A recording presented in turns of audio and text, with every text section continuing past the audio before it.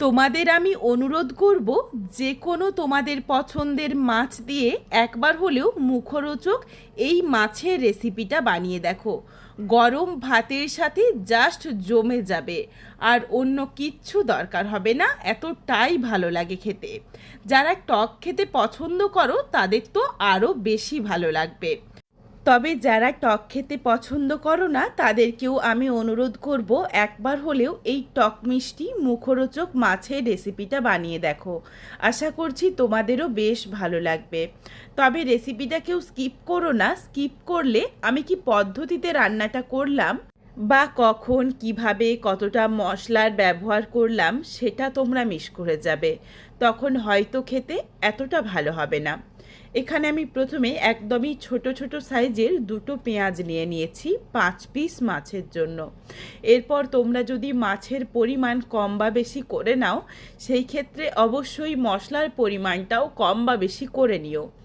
বড় বড় করে কেটে রাখা পেঁয়াজের সাথে দিয়েছি 6-8 কোয়ার মতো রসুন। এগুলোকে জল ছাড়াই একটু দানা দানা রেখে বেটে নেব, ঠিক থেতো করার মতো, একদম যাতে মিহি বাটা না হয় এদিকে খেয়াল রাখতে হবে। হাতের কাছে শিলনোড়া বা হামালদিস্তা থাকলে তোমরা চাইলে কিন্তু একটু থেতো করে নিতে পারো।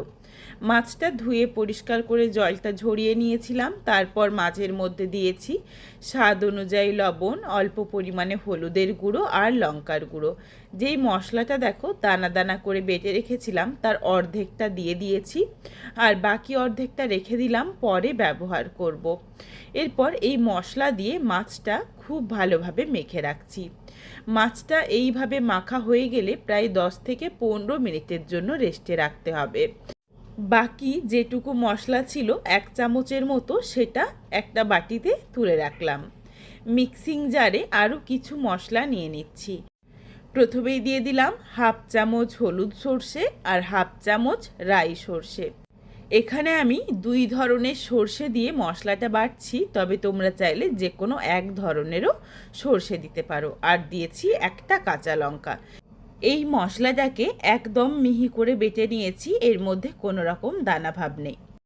একটা বাটিতে অল্প পরিমাণে তেঁতুল আমি ধুয়ে পরিষ্কার করে ভিজিয়ে রেখেছিলাম, সেই তেঁতুলটাকে হাতে করে একটু ভালোভাবে মেখে নিচ্ছি, তাহলে তেঁতুলের কাঠটা বেরিয়ে যাবে।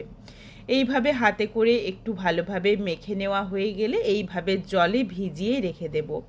এই তেঁতুল গোলার জল কিন্তু আমি পরে ব্যবহার করব। এখানে আমি তেঁতুল দিয়ে রান্নাটা করছি, অনেকেরই কিন্তু তেঁতুল খাওয়া বারণ থাকে, তারা চাইলে কিন্তু আমচুর ভিজিয়েও এই রান্নাটা করতে পারো। কড়াইয়ের মধ্যে বেশ কিছুটা পরিমাণে সর্ষের তেল ভালোভাবে গরম করে নিয়েছি, কড়াইয়ের চারিদিকে একটু লাগিয়ে নিলাম। আর তেলের মধ্যে সামান্য একটু লবণ দিয়ে দিচ্ছি যাতে ছিটকে গায়ের মধ্যে না আসে। তারপরই একে একে মাছগুলো দিয়ে দিচ্ছি। মাছগুলো দিয়ে উল্টে পাল্টে একদমই হালকা করে ভেজে নেব। যদিও মাছের গায়ের মধ্যে যেই মশলাটা মাখা রয়েছে, এই মশলাটা কিন্তু মাছটা একবার কয়েক সেকেন্ড সময় নিয়ে উল্টে নিলেই বেশ একটা কালচে রং ধরে যায়। তার কারণ এই মশলাগুলো রয়েছে বলে খুব বেশি কড়া করে কিন্তু ভাজার দরকার নেই। এই রান্না এই জন্যই এই মশলা মেখে রাখা, যাতে মশলার একটা সুন্দর গন্ধ থাকে, আর মাছ যাতে খুব বেশি কড়া করে না ভাজা হয়। বেশি কড়া করে ভাজলে মশলাগুলো তখন একদম পুড়ে যাবে, তখন খেতে ভালো লাগবে না। ঠিক দেখো, 2 পাশ উল্টে পাল্টে বেশ একটু হালকা লাল করে ভেজে নিয়েছি। মশলাগুলোও দেখো সুন্দর একটা লালচে রং ধরে গেছে, কোনো রকম কালচে রং কিন্তু ধরেনি। মাছগুলো সাইডে রাখলাম। কড়াইয়ের মধ্যে বাকি যেটুকু তেল রয়েছে এই তেলেই রান্না করে নিচ্ছি, আর তেল দিচ্ছি না। তেলের মধ্যে ফোড়নে দিচ্ছি সামান্য একটু রাই সর্ষে, আর খুবই অল্প পরিমাণে দিয়ে দিচ্ছি কালো জিরে। এখানে কিন্তু তোমরা তোমাদের পছন্দ মতো যে কোনো ফোড়নের ব্যবহার করতে পারো। আর দিয়ে দিলাম প্রায় 4-5টার মতো ফাটিয়ে নেওয়া কাঁচা লঙ্কা। নাড়াচাড়া করে ফোড়নটাকে কয়েক সেকেন্ড সময় নিয়ে হালকা করে একটু ভেজে নিয়েই দিয়ে দিলাম যেই মশলাটা থেতো করে রেখেছিলাম, সেই মশলা দিয়ে নাড়াচাড়া করে মশলার কাঁচা গন্ধটা চলে যাওয়া অবধি অপেক্ষা করব। মশলার কাঁচা গন্ধ যখন চলে গেছে, এরপর এখানে আমি কিছু গুঁড়ো মশলা দিচ্ছি। এখানে আমি দিয়ে দিলাম সামান্য একটু পরিমাণ বুঝে হলুদের গুঁড়ো, আর দিয়েছি জিরের গুঁড়ো। এখানে আমি ধনের গুঁড়ো ব্যবহার করিনি, আর লঙ্কার গুঁড়ো তো ব্যবহার করব না, তার কারণ বেশ কয়েকটা কাঁচা লঙ্কা ফাটিয়ে দিয়েছি। এই রান্নার ঝালটা কিন্তু কাঁচা লঙ্কারই হবে, তার কারণ কাঁচা লঙ্কার ঝাল হলে কাঁচা লঙ্কার যে একটা সুন্দর গন্ধ সেটা থাকবে রান্নাটার মধ্যে। গুঁড়ো মশলা দিয়ে একবার নাড়াচাড়া করে মিশিয়ে নিয়েই দিয়ে দিয়েছিলাম বেটে রাখা মশলার পেস্ট। বাটা মশলা দিয়ে প্রায় 30 সেকেন্ড মতো হালকা করে একটু কষিয়ে নেব। খুব বেশি কষিয়ে নেওয়ার দরকার নেই, তখন কিন্তু আবার সর্ষে রয়েছে, তেতো হয়ে যেতে পারে। হালকা করে একটু নাড়াচাড়া করেই দেখো সামান্য একটু জল দিয়ে দিয়েছিলাম। তারপর তেঁতুল গোলা যেই জলটা রেখেছিলাম সেটা ছাঁকনিতে করে ছেঁকে দিয়েছি, যাতে কোনো রকম এই তেঁতুলের ছিপড়েগুলো না চলে যায়। শুধুমাত্র টক ভাবের জন্য জলটুকু দিলাম। তোমরা টকের পরিমাণ যেমন খেতে পছন্দ করো সেই বুঝে কম বা বেশি করে নিও। যখন ভালোভাবে ফুটতে শুরু করেছে দিয়ে দিলাম স্বাদ অনুযায়ী লবণ, আর বড় চামচের 1 চামচ পরিমাণে চিনি, যাতে বেশ একটু মিষ্টি মিষ্টি টক মিষ্টি হয়, তাহলেই কিন্তু খেতে বেশ ভালো লাগবে। তবে টক বা মিষ্টি তোমরা নিজেদের স্বাদ মতো কম বা বেশি করে নিও। অনেকেই বেশি টক খেতে পছন্দ করে, অনেকে আবার একটু মিষ্টি খেতে পছন্দ করে, এই জন্য বললাম তোমরা তোমাদের পছন্দ মতো দিয়ে নিও।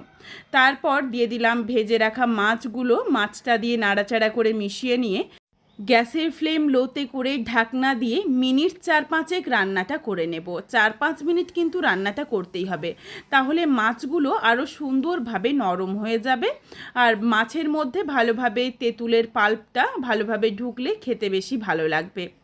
রান্নাটা দেখো একদম রেডি হয়ে এসেছে, আর অন্য কিচ্ছু দেওয়ার দরকার নেই। গ্যাসের ফ্লেম অফ করে দিলাম আর নামিয়ে নিচ্ছি।